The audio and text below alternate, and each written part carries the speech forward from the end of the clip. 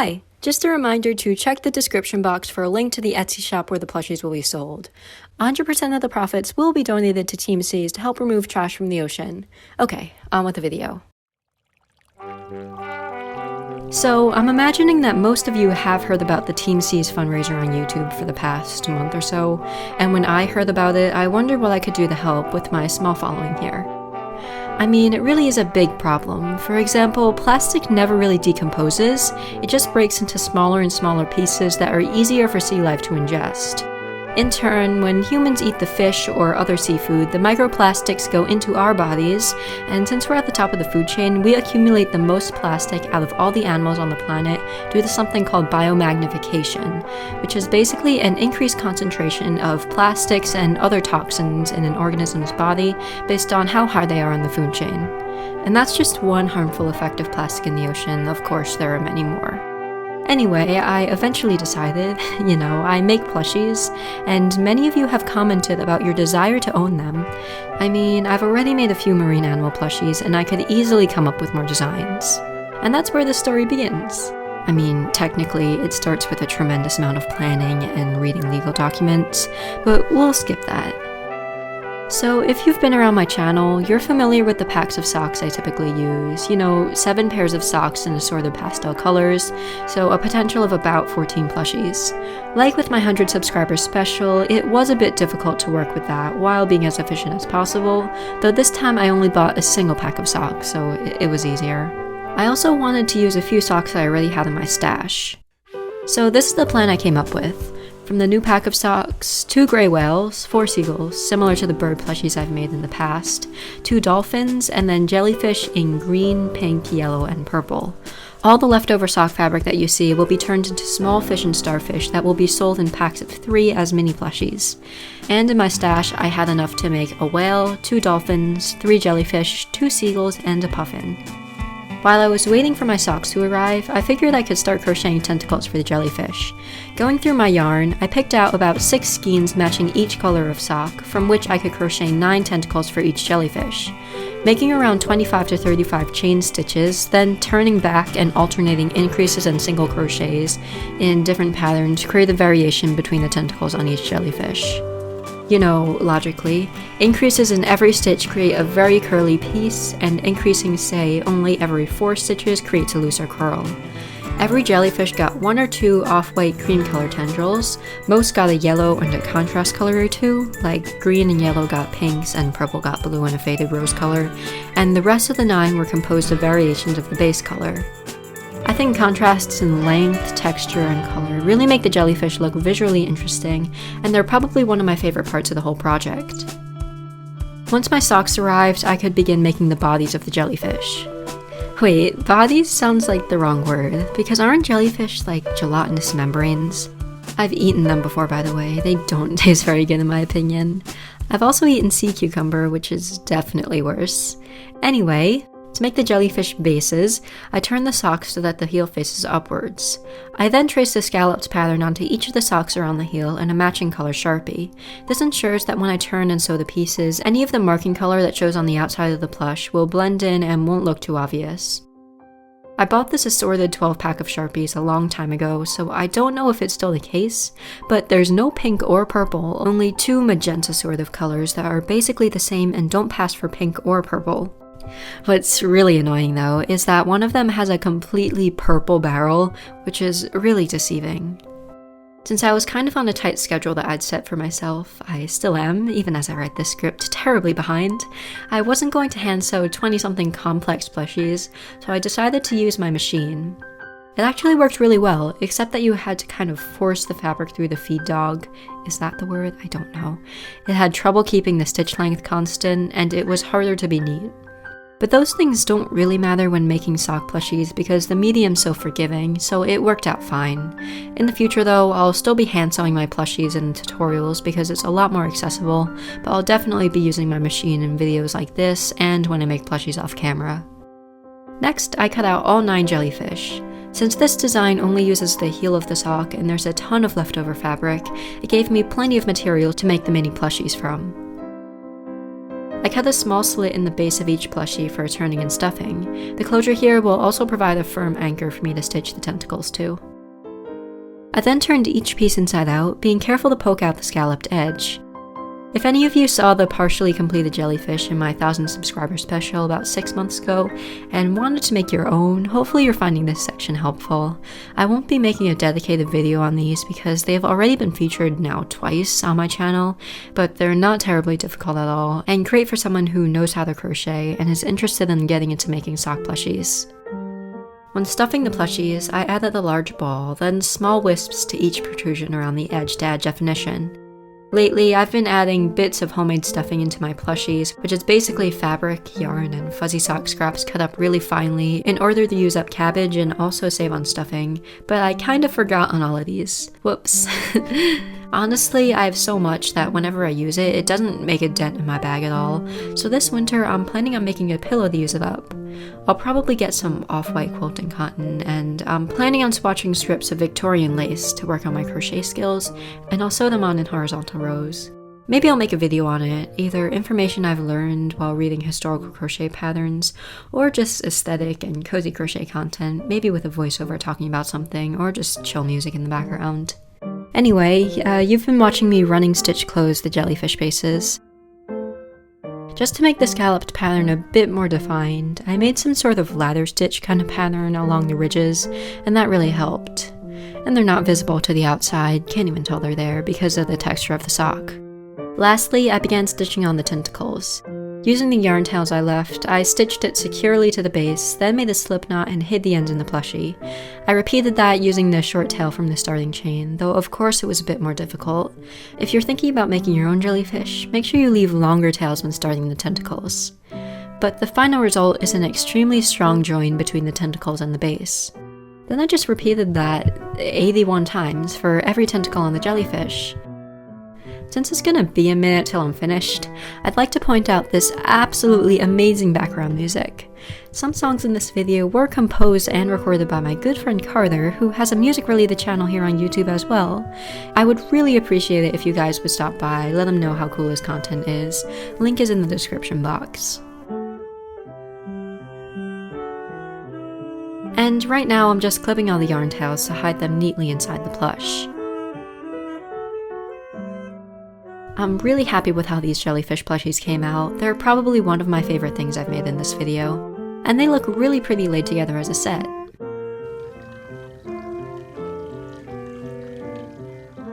Next, I began some whale and dolphin plushies, which I made simultaneously because of how similar the designs were.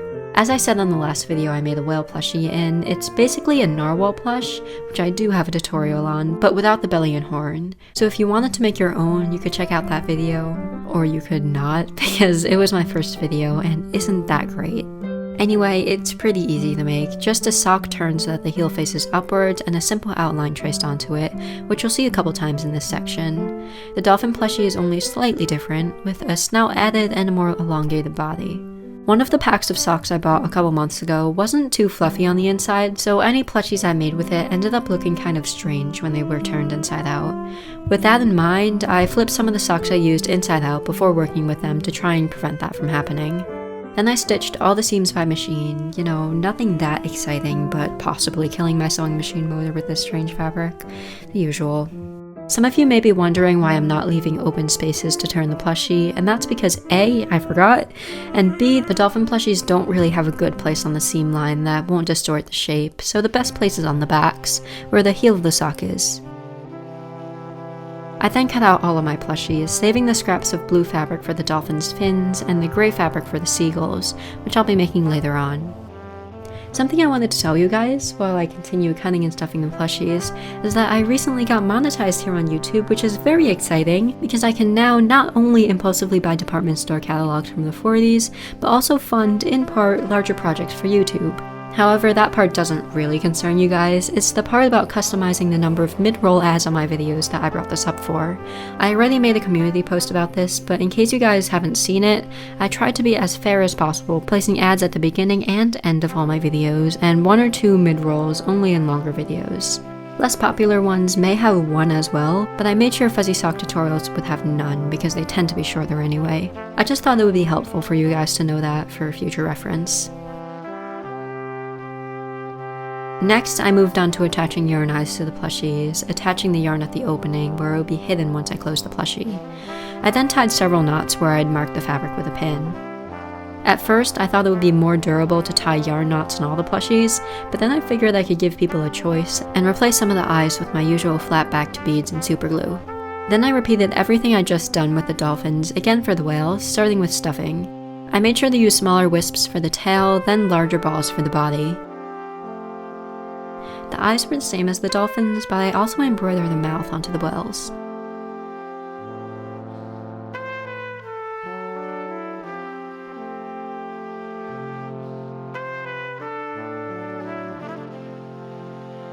I then closed the gap in the top with a running stitch and used the same thread to add a curl to the tail.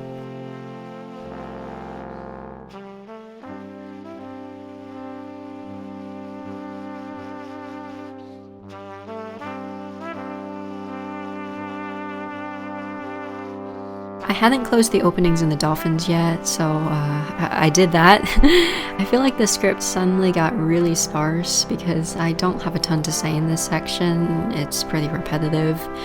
Yeah. If you enjoy dry, repetitive scripts and would like to see more, you could join the 4.5% of my audience that are subscribed. While tracing outlines for the dolphin's fins, I was too lazy to find my blue Sharpie, so I ended up using a Crayola marker instead. I'm pretty sure a long time ago I advised against using Crayola markers, and there's a good reason why. But let's just continue on like we aren't aware of the tremendous amount of impending doom. So basically, for each dolphin I cut 3 fins. Now, I apologize in advance to anyone interested in marine biology, because I don't know the names of any of the fins, but the one on the top was kind of a triangular piece, and the 2 others were longer and narrower, and kind of pressed up against the sides of the body. You'll see what I mean in a minute, but now you can see me turn into a literal smurf. And this stuff did not wash off my hands, yet was getting everywhere somehow, so I had to stop for the day and continue the next. Moral of the story, test your marker before you use it. The next day, with mostly clean hands, legend has it the Smurf curse still hasn't lifted from these fingers, I proceeded with cutting out everything I'd sewn and flipping it inside out. I then sewed them to the plushies, being careful to blend the 2 pieces together as much as possible. And here you can see what I meant with the side fins. Pro tip for any of you aspiring YouTubers out there, don't wear your favorite dark green wool skirt from the 80s that you found at a thrift store on filming day, because it'll mess with the camera and you'll have to scrap a lot of footage. Thankfully though, I filmed a lot of clips sewing on the fin, so I was able to find plenty of footage that worked. And here are the finished dolphins. As I mentioned before, I did end up replacing some of the yarn eyes for beaded ones.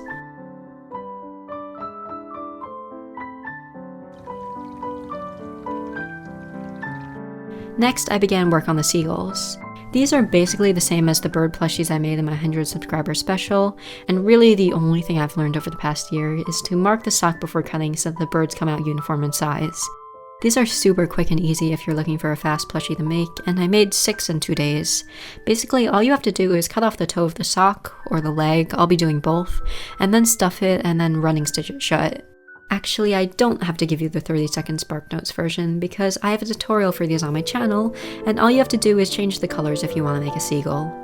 For the plushies using the leg of the sock, I first had to running stitch one of the ends closed before flipping, stuffing, and closing it like the other one. Some of you have seen me make 84 or so of these, so I won't talk about it for that long.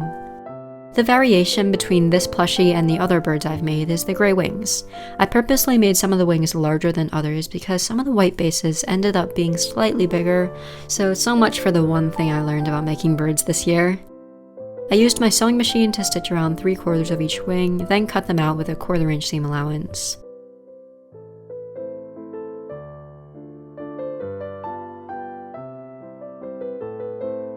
I then turned them all inside out and paired them together based on size before stitching them to the plushies.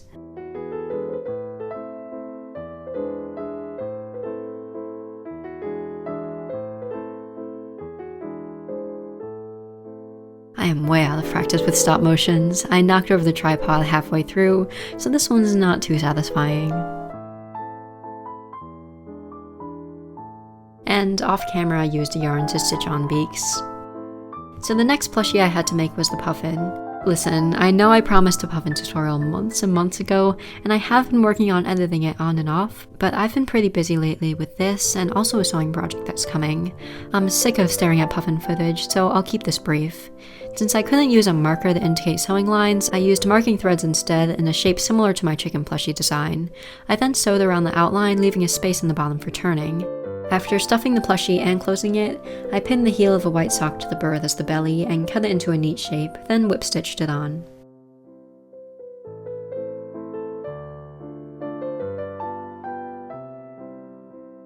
Unlike the plushie I'd made in my 1000 subscriber special and the one you'll see in the tutorial, I tried mixing together a darker shade of orange for the beak. I can't decide which version I like better. I think both complement it very nicely and just give different looks to the bird. Lastly, I could move on to the mini fish and starfish plushies. So that they would all be uniform in shape, I started with making a paper template out of an old sewing pattern that I'd bought and printed, only to realize that it was intended for A4 paper when I was halfway through the mock-up, so of course when I printed it on leather paper, it didn't fit. I'm still disappointed over that. Anyway, it was pretty straightforward. I just traced the piece onto fabric, sewed it, cut it out, and stuffed it. As expected, it turned out fine. This one I wasn't really worried about as much as the starfish.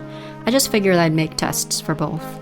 I made the opening for turning on the starfish at the end of one of the arms, which was a little inconvenient to try to turn, but after wrestling with it for a little while, it ended up working out fine. I now just trace my templates onto all the sock scraps I had accumulated over the course of this project, plus some that I just had in my stash. The rest of the process is pretty basic and self-explanatory, so I'll take a minute to talk about the logistics of the fundraiser part of this video. By the way, if the voiceover starts to change in quality or anything, it's because I forgot to say something and I'm inserting it later, most likely with a different mic. So, if you make a purchase from the Etsy shop in the description box, 100% of the profits will go to Team C's. The fundraiser will be going until I run out of plushies or Team C's ends on January 1st, and unfortunately, I'm only taking orders from the US. I'm sure it's obvious, but I'm not affiliated with them. I'm just like any one of you guys looking to donate. So for sale will be 15 animal plushies, so 3 whales, 4 dolphins, and 6 seagulls, 9 jellyfish in assorted colors, and 8 packs of mini plushies, each with 3 inside.